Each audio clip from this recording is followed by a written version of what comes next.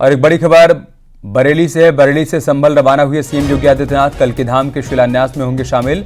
PM Modi के साथ कार्यक्रम में शामिल होंगे सीएम योगी आदित्यनाथ। ये बड़ी जानकारी हम आपके साथ साझा कर रहे हैं। सीएम योगी बरेली से संभल के लिए रवाना हो गए हैं, जहां पर आज कल के धाम का शिलान्यास होना है प्रधानमंत्री मोदी के हाथों।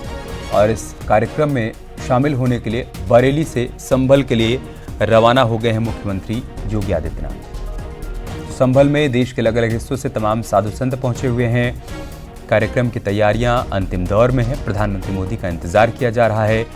मिनट टू मिनट कार्यक्रम के मुताबिक 10:30 बजे प्रधानमंत्री मोदी को यहां पर पहुंचना है। सीएम योगी आदित्यनाथ हेलीपैड पर कैबिनेट मंत्रियों के साथ पीएम मोदी का स्वागत करेंगे और इसके बाद कार्यक्रम में शामिल होने के लिए प्रधानमंत्री मोदी कल के धाम पहुंचेंगे, जहां पर वो आज कल के धाम का शिलान्यास करेंगे, उसकी आधारशिला रखेंगे।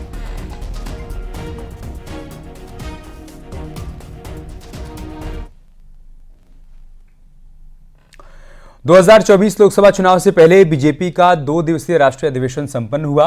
इस बैठक में बीजेपी के मुख्यमंत्रियों समेत सभी पदाधिकारी भी शामिल हुए। बीजेपी अधिवेशन में सभी शीर्ष नेताओं ने पदाधिकारियों में जोश भरा और 2024 में बीजेपी के लिए 370 और एनडीए के लिए 400 पार के आंकड़े का संकल्प लिया।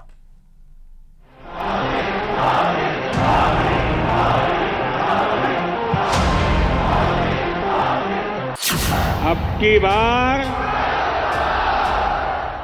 एनडीए सरकार 400 पार। 2024 लोकसभा चुनाव से पहले दिल्ली के भारत मंडपम में बीजेपी की राष्ट्रीय कार्य परिषद की बैठक हुई। 2 दिन तक चलने वाले इस अधिवेशन में देश भर से बीजेपी पदाधिकारी शामिल हुए। अधिवेशन के पहले दिन पीएम मोदी ने उद्घाटन किया, जिसमें 2024 लोकसभा चुनाव को लेकर मंथन किया गया। बैठक के दूसरे दिन प्रधानमंत्री मोदी ने सभा को संबोधित किया और मोदी की गारंटी बताते हुए भारत को तीसरी बड़ी इकोनॉमी बनाने का दावा किया।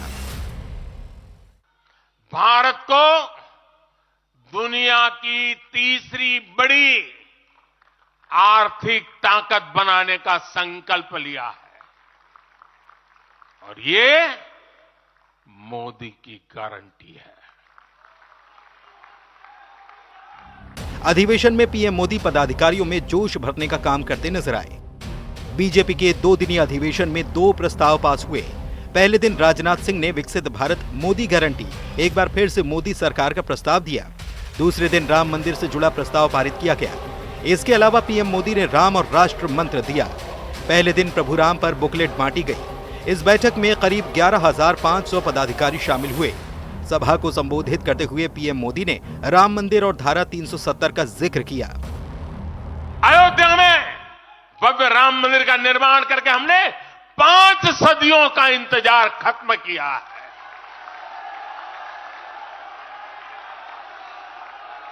गुजरात के पावागढ़ में 500 साल बाद धर्म ध्वजा फहराई गई है। 7 दशक बाद हमने करतारपुर साहिब राहदारी खोली है। 7 दशक के इंतजार बाद देश को आर्टिकल 370 से मुक्ति मिली है। अधिवेशन के आखिरी दिन पदाधिकारियों में जोश भरते हुए पीएम मोदी ने अगले 100 दिन का लक्ष्य भी दिया। पीएम मोदी ने कहा कि 10 साल की उपलब्धियों को घर घर तक पहुंचाएं। पीएम मोदी ने यह भी दावा किया कि दुनिया भी चाहती है कि तीसरी बार भी मोदी ही आएंगे। आप जानकर के हैरान होंगे, अभी तो चुनाव बाकी है, लेकिन मेरे पास जुलाई, अगस्त, सितंबर के डेट पड़े हुए निमंत्रण दे करके। इसका अर्थ क्या है? इसका अर्थ है कि दुनिया के विभिन्न देश भी बीजेपी की सरकार की वापसी को लेकर पूरी तरह आश्वस्त है। वो भी जानते हैं, दुनिया का हर देश जानता है, दुनिया की हर शक्ति जानती है, आएगा तो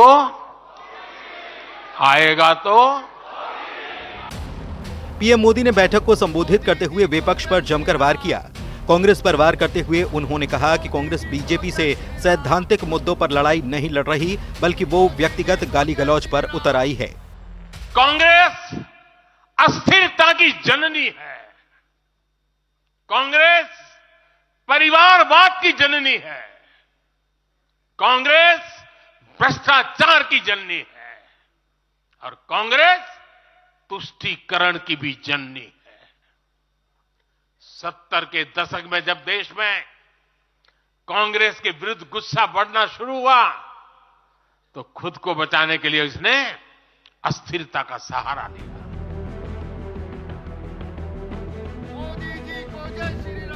दो दिनी बैठक में पहले दिन बीजेपी के राष्ट्रीय अध्यक्ष जेपी नड्डा ने पदाधिकारियों को संबोधित किया और बीजेपी की नीतियों को रखा।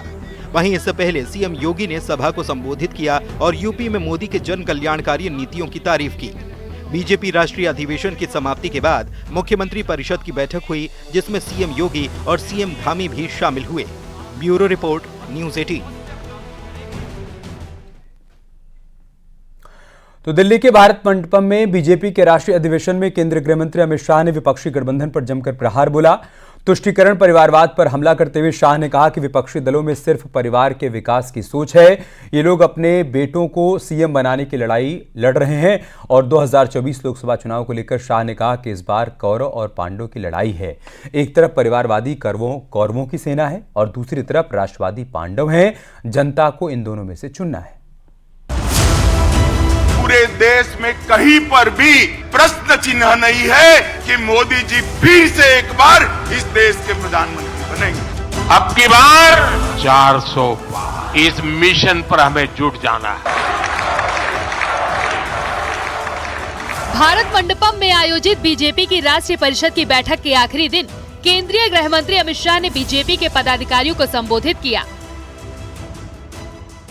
पीएम मोदी के नेतृत्व में विकसित भारत के संकल्प के साथ अमित शाह ने तीसरे टर्म की सरकार बनाने का दावा किया। अमित शाह ने कहा कि तीसरे टर्म में देश में उग्रवाद, आतंकवाद और नक्सलवाद खत्म हो जाएगा। इसके साथ ही कांग्रेस और विपक्षी इंडी गठबंधन पर भी जोरदार प्रहार किया। इस देश का लोकतंत्र कई सालों तक भ्रष्टाचार, जातिवाद, परिवारवाद और तुष्टीकरण के नासुरों से ग्रसित रहा। नरेंद्र मोदी जी ने पहली बार भ्रष्टाचार, जातिवाद, परिवारवाद और तुष्टीकरण की राजनीति को समाप्त कर पॉलिटिक्स ऑफ परफॉर्मेंस को एस्टैब्लिश करने का काम नरेंद्र मोदी जी ने किया।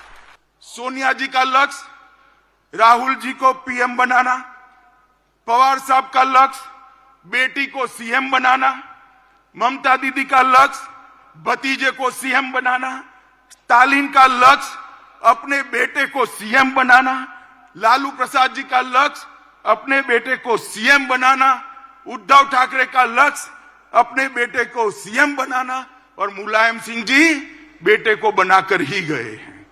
अब मुझे एक बात बताइए कार्यकर्ता भाइयों बहनों, जिनका लक्ष्य ही अपने बेटे, बेटी, भतीजों का कल्याण हो, वो गरीब का कल्याण कर सकता है क्या? कभी नहीं कर सकता। जिनका लक्ष्य ही अपने परिवार के लिए सत्ता हथियाना हो, वो देश का कल्याण कर सकता है क्या? कभी नहीं। यहां रुक रहे हैं छोटे से ब्रेक के लिए, जल्द लौटेंगे कुछ और खबरों के साथ। आप देख रहे हैं न्यूज़ 18 उत्तर प्रदेश उत्तराखंड।